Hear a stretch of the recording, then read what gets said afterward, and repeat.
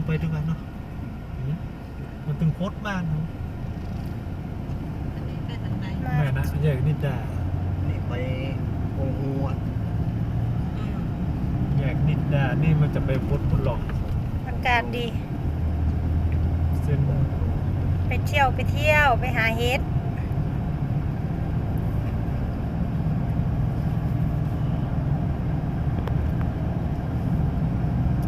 คนมาตกอาหาร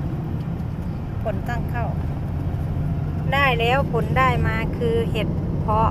เรื่องป่าจะนั่ง ได้หลายเติบอยู่มาเด้อพี่น้องมากินแกงเห็ดเพาะ สีคนยกอยู่นี่ เนี่ยทางไปหาเห็ดเพาะ นะเฮ็ดเหรอ นี่มันแบบเฮ็ดกัน นี่นี่โดนน้ำตกแล้วเนี่ย มาเด้อ นี่ พี่น้อง เด็ก นี่มันดินคนละอย่างกับพุ่นเลย ๆรู้ฝนตกกว่าได้ อันนี้มันดิ เบิ่ น งปลาเห็ด กลางนี่ปลาเฮ็ดดิน ถ้ามันออกมาหาอีกทำไม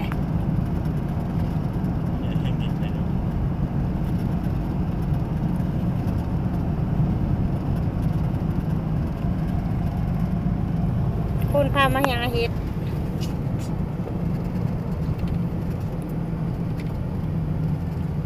อันนี้มันจบ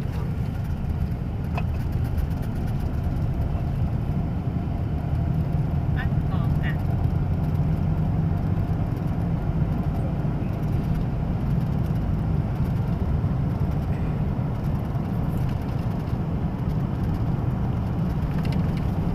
โอ้สันเลยเด้อ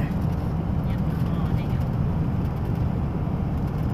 สันเลยเด้อ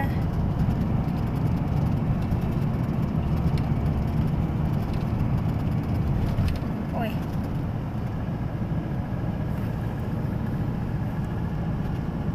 มันจะตกทางดอยนะไหมเนาะคนสิตกเหมือน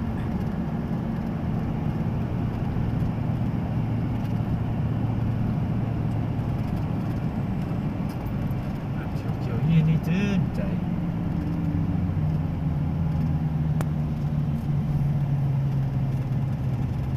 คนที่ยังแห้งแต่ว่า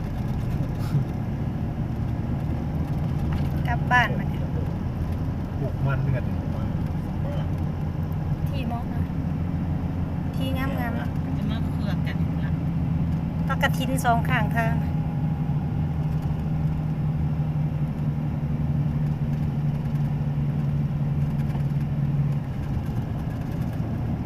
ี่เลี้ยงไก่ ที่เขาลายเนาะเขาเป็นฟาร์มไก่เนาะ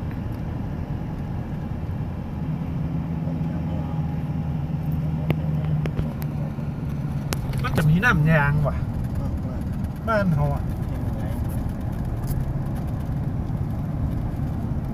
พูดถึงมีคุณภาพมันก็ถึงแบบเหมือนดังพุ่นเนาะ ใต้มันเอาเขตหมอหรอก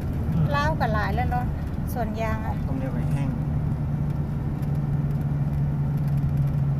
นี่มันคือเฮียกันงานงานยังส้มอยู่นะครับนี่ ดีเลยเอาสวมก่อน แสดงว่าต่างเข้าฟาร์มนำฟาร์มนอนเนี่ยเนาะ มาหาเห็ดก็ไปอีก โม่เนี่ยมันกระดับจะโม่เลยลงนี่ สิโตโหก ต้นตะกู แล้วเบิ่งทาง ต้นต